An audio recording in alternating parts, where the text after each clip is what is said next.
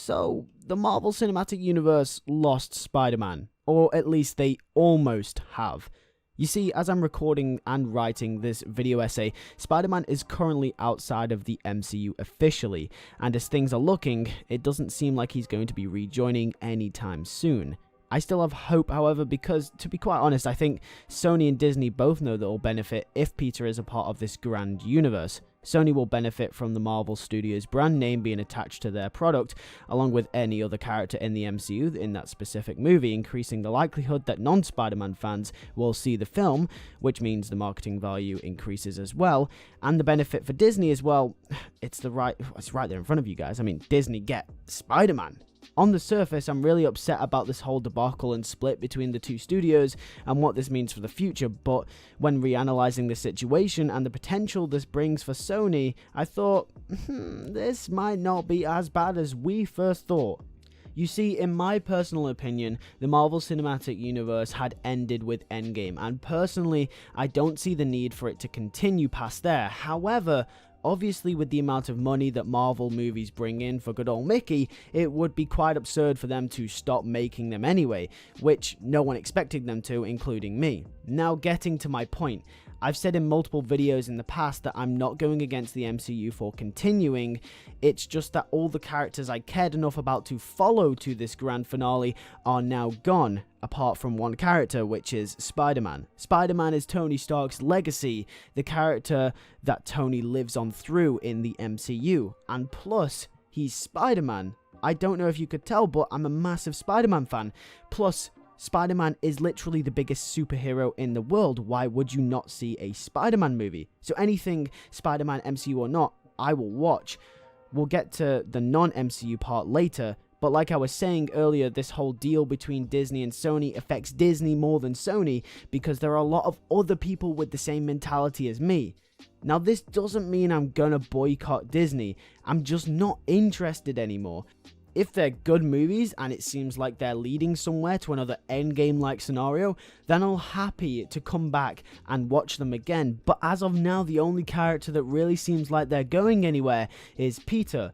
But he's gone now. Plus, it would have been worse for Sony to stay in the MCU.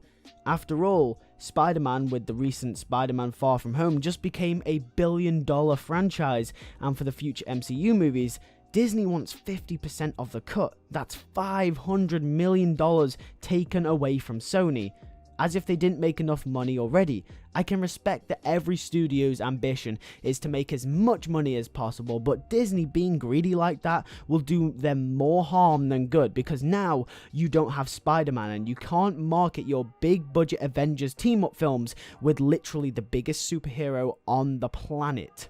So in my opinion, this is mostly Disney's fault, and also a loss for Disney too, because they pushed Sony too far, and now Sony have pulled out of the deal.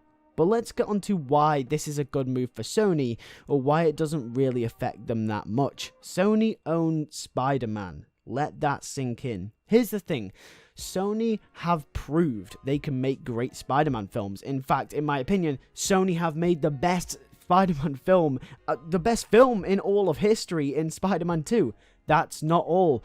Now that Sony now owns Spider-Man, which is a billion-dollar franchise, if they use Tom Holland again, the very actor that portrayed Spider-Man in that billion-dollar film, in the third one, it is sure to bring in a lot of money, maybe even surpassing $1 billion again. But enough about money and politics. Yes, that's what the deals like this revolve around, but as you guys know, I'm a storyteller. I love plot. I love characters.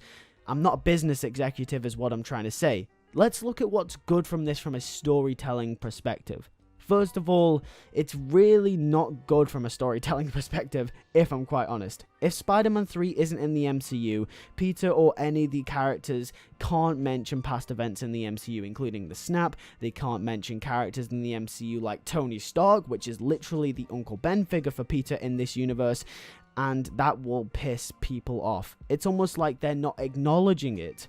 This is bad because in stories we use past events to help shape who the characters are in the present. But besides this, what is good from this? Well, ladies and gentlemen, why you clicked on this video in the first place, they can take risks. One problem with being in the MCU is that every movie has restraints. Kevin Feige and Disney have openly said they are willing to let the directors create their movie, but obviously things have to start and end in a certain place for obviously the MCU to progress. And if you're also not allowed to kill a certain character off, this could be a problem. On the surface, you may think that isn't too much restraint to handle and it isn't that bad. Well, here's the thing. You'd be quite wrong there. Restraining just the simplest of story aspects can define life and death for a certain character. It can also define how good a movie is in general for its arcs, its narrative, and its story. And even though I like both Homecoming and Far From Home, they both feel very much like chapters in a grand narrative rather than a solid film, which I know is the MCU's whole catch. But there's a reason why Spider-Man 2 is my favorite Spider-Man movie. It's because it tells a Spider-Man story and not an MCU story. And to be quite honest, the good thing that comes out of this is that the third Spider-Man movie with Tom Holland, they can use any character they like. There are no restraints on characters, stories, narratives, etc. Because he's not a part of the MCU anymore. He doesn't have to follow the next team-up movie because he won't be in it. They can finally tell a great Spider-Man story again.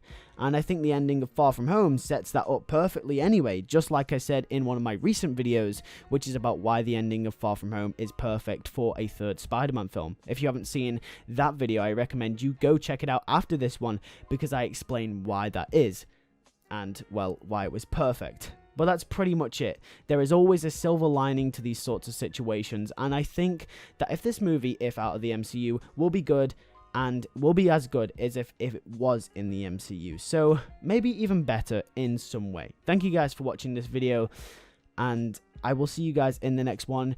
I also do have a Clone Wars video essay lined up coming up very soon. Also remember to hit that subscribe button. I'm making an audiobook drama series right now called The Outsiders. I'm planning a cast video right now as we do speak, so make sure to go check out that video when it does come out. And also one more announcement, I'm returning as John Jensen Enderboy in an upcoming film called The Legendaries. Make sure to go check out The Legendaries when it is released. Just thought I'd announce this here. No teasers, no trailers are out thus far. I just wrapped filming for the film, and a poster or something along the lines of advertisement should be out very soon. I will let you guys know. I'll post it on my YouTube, Instagram, Twitter. They're all in the description below. You can go follow them, and I'll also probably put a little snippet at the start of every video leading up to the release of Legendary, so you guys can see what this film is like. With that being said, thank you guys for watching. I'll see you guys in the next one.